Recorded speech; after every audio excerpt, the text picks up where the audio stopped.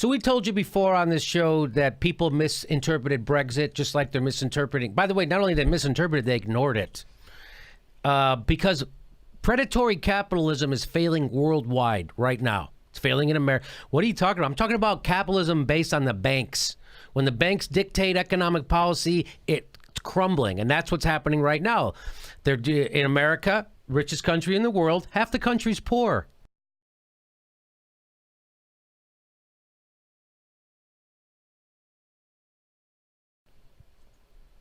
That's called a failure. Also, you go to Greece.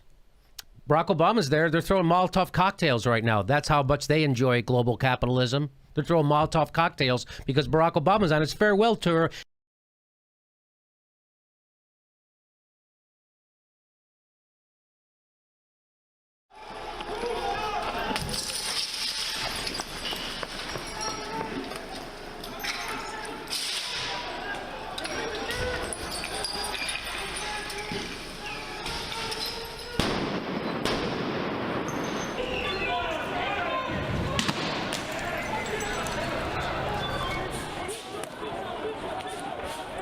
Italy's failing. Happening there. It's happening. So they ignored it. And we did a segment about Brexit with this political scientist from Brown University. He's called Mark Blythe, right? And he's got some more stuff to say. This was real interesting. Let's listen. He has this to say about the Trump election. Talk about what you think happened. Sure. So I wasn't surprised at all.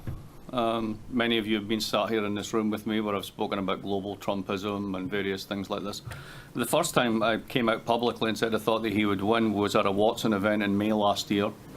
I did an interview in Greece that went viral when I predicted both Brexit and Trump. And it's not because I have a clairvoyant crystal ball sitting under my bed or I made a pact with Satan to see the future in a mirror. It's simply, it's pretty obvious if you think about it in a more global way. This is not a local event. Everything that Professor Shillett just said is true about this election, but Brexit happened. There's a left-wing version of this that brought us Greece.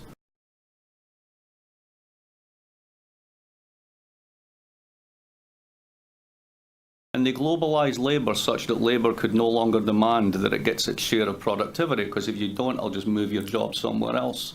And all of those trade agreements that were signed, the globalisation, which is inevitable and we can't roll back. You know, you can go on the web and type in WTO text, and you'll find that it's a very long 700-page legal agreement that took 5 years to thrash out between corporate interests, lawyers, lobbyists, with very little input from civil society.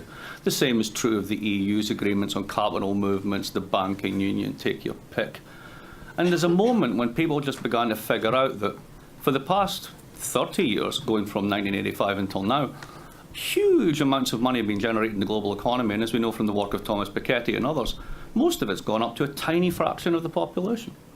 So there's been a huge amount of growth, but hardly anyone's benefited. You don't have to go far to see this. Get off the east side. So what he's saying is the last 30 years, the global economy has boomed. We've globalized labor, meaning so if you get too uppity, we're going to take your job. We're going to send it to someone even poorer and more desperate in a more poorer country than you. That's what he's saying. So they're a bit fed up at this. And they've decided at any possible opportunity, whether it's Brexit, the Italian constitutional referendum or anything, to basically give their elites notice that we've had enough of this. And that's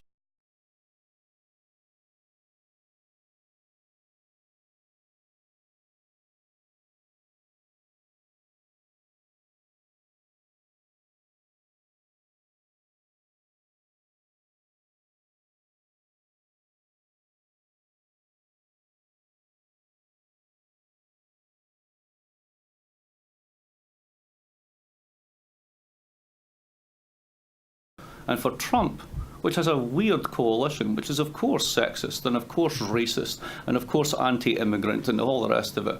But one part of it is, if you look at the states that really fell hard, the Rust Belt, it's economic.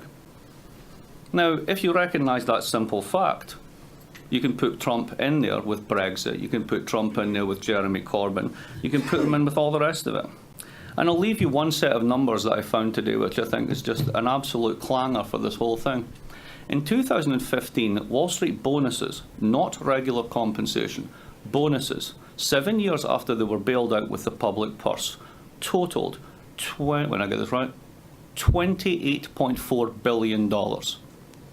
Total compensation paid to every single person in this country who earns a minimum wage, $14 billion. I'll stop there.